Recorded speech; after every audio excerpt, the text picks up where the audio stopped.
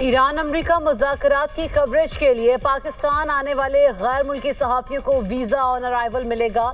وزیر خارجہ اسحاق ڈار کہتے ہیں پاکستان میں امیگریشن حکام انہیں آمد پر ویزا جاری کریں گے۔ مذاکرات کے حوالے سے آنے والے تمام افراد کو ایئر لائنز بغیر ویزا بورڈنگ کی اجازت دیں۔ اسلام آباد آنے والے تمام وفود اور صحافیوں کا خیر مقدم کرتے ہیں۔ وفاقی وزیر داخلہ محسن نقوی کی زیر صدارت خصوصی اجلاس اسلام آباد میں امریکہ ایران مذاکرات کے حوالے سے تیاریوں اور سیکیورٹی پلان کا تفصیلی جائزہ۔ ریڈ زون مکمل سیل، صرف متعلقہ افراد کو داخلے کی اجازت۔ محسن نقوی کی وفود کی مہمان نوازی اور سیکیورٹی کے لیے ہر ممکن اقدامات یقینی بنانے کی ہدایت۔ کہا امریکہ ایران مذاکرات کا اسلام آباد میں انعقاد پاکستان کے لیے اعزاز کی بات ہے۔ امریکہ ایران مذاکرات کے لیے ہر ممکن تعاون کی فراہمی کا عزم۔ وزیر اعظم شہباز شریف سے فیلڈ مارشل سید عاصم منیر کی ملاقات۔ خطے میں پائیدار امن کے لیے پاکستان کی ثالثی کی کوششوں پر پیش رفت کا جائزہ۔ دونوں رہنماؤں کا کشیدگی میں کمی پر اظہار اطمینان۔ تمام فریق امن اور جنگ بندی کو برقرار رکھیں، دونوں رہنماؤں کا مطالبہ۔ ملاقات میں فریقین کی جانب سے دکھائے گئے تحمل کو سراہا گیا۔ وزیر اعظم کی امن کے حصول کی کوششوں میں کامیابی کی دعا۔ ایران کے ساتھ معاہدے کے لیے بہت پر امید ہوں، امریکی صدر ڈونلڈ ٹرمپ کی میڈیا سے گفتگو۔ کہا ایران نے معاہدہ نہ کیا تو بہت تکلیف دہ ہوگا۔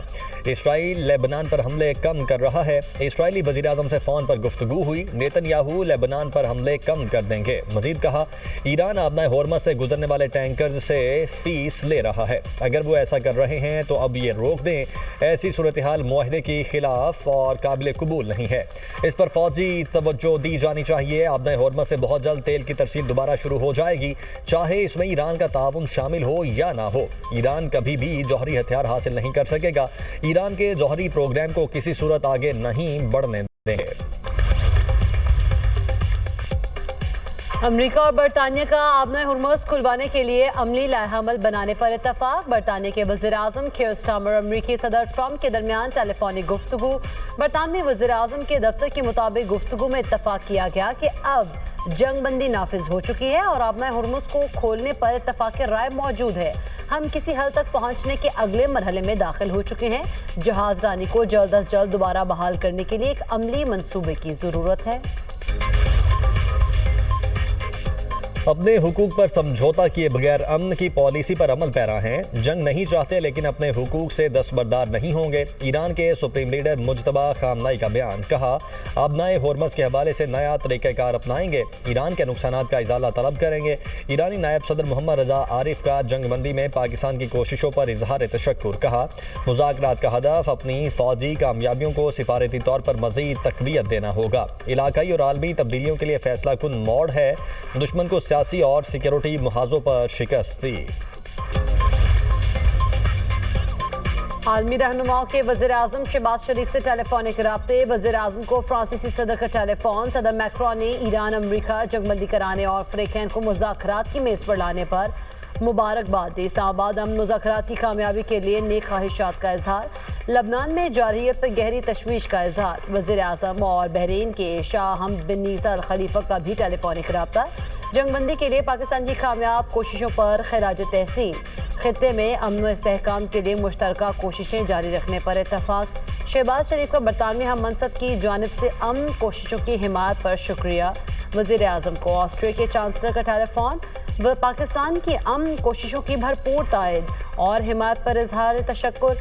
وزیر اعظم اور امیر قطر کے درمیان ٹیلی فونک رابطہ۔ امیر قطر نے کامیاب سفارتی کوششوں پر مبارکباد پیش کی۔ وزیر اعظم کی جرمن چانسلر سے ٹیلی فونک گفتگو۔ جرمن چانسلر نے پاکستان کی سفارتی کوششوں کو سراہا۔ دونوں رہنماؤں کا لبنان میں جاری کشیدگی پر تشویش کا اظہار۔ وزیر اعظم سے اٹلی کے ہم منصب کا بھی ٹیلی فونک رابطہ۔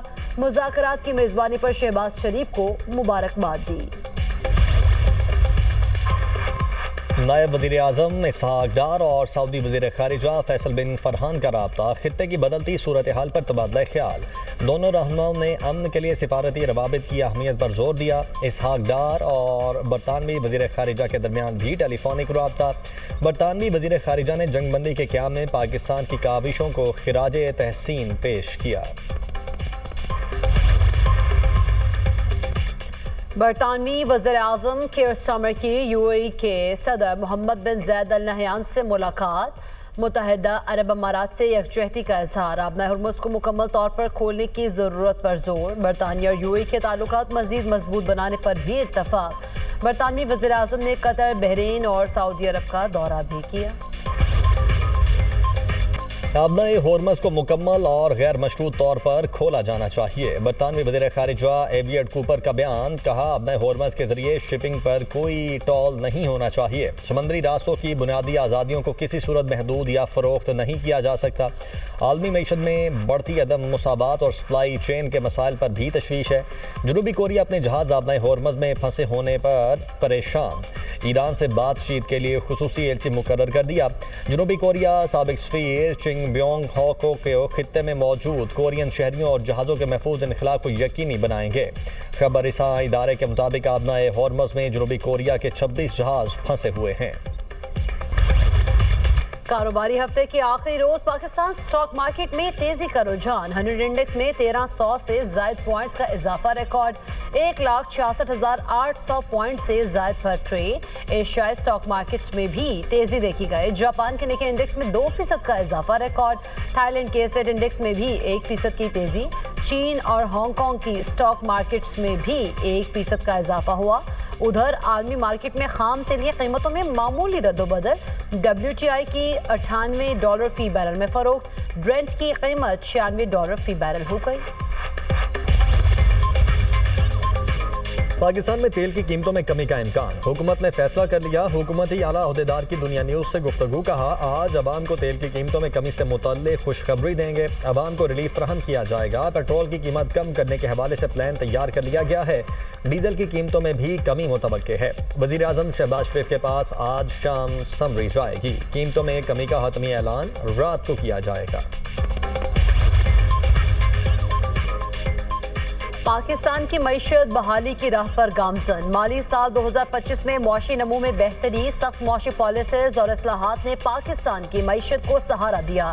ایشیائی ترقیاتی بینک نے پاکستان بارے معاشی آؤٹ لک رپورٹ جاری کر دی، پاکستان کی معاشی گروتھ 2026 میں 3.5% تک رہنے کی پیش گوئی، 2027 میں معاشی شرح نمو مزید بہتر ہو کر 4.5% تک بڑھنے کی توقع۔ رپورٹ کے مطابق صنعتی شعبے کی بحالی اور سرمایہ کاری میں اضافہ معیشت کو تقویت دے گا۔ مشرق وسطی کشیدگی اور تیل کی قیمتوں میں اضافے سے مہنگائی بڑھنے کا خدشہ ہے، توانائی اور کھاد کی قیمتوں میں اضافہ معیشت پر دباؤ ڈال سکتا ہے، کرنٹ اکاؤنٹ خسارہ بڑھنے کا خطرہ برقرار ہے۔ وزیر اعظم کا لبنانی ہم منصب نواف سلام کے درمیان ٹیلی فونک رابطہ، شہباز شریف کی لبنان کے خلاف اسرائیلی جارحیت کی شدید مذمت، ہزاروں قیمتی جانوں کے ضیاع پر دکھ کا اظہار، کہا پاکستان امن کے لیے مخلصانہ کوششوں میں مصروف ہے، اسی جذبے کے تحت ایران امریکہ مذاکرات کا اہتمام کیا جا رہا ہے۔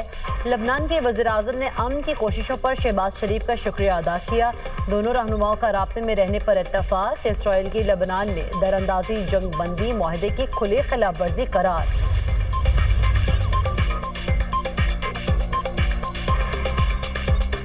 اسرائیل کی لبنان میں دراندازی جنگ بندی معاہدے کی کھلی خلاف ورزی قرار، ایرانی صدر مسعود پزشکیان کہتے ہیں یہ دھوکہ دہی اور ممکنہ معاہدوں پر عدم سنجیدگی کی خطرناک علامت ہے، اسرائیلی جارحیت کا تسلسل مذاکرات کو بے معنی بنا دے گا، ہماری انگلیاں اب بھی ٹریگر پر ہیں، ایران اپنے لبنانی بہن بھائیوں کو کبھی تنہا نہیں چھوڑے گا، ایرانی صدر مسعود پزشکیان سے ترک صدر کی ٹیلی فونک گفتگو۔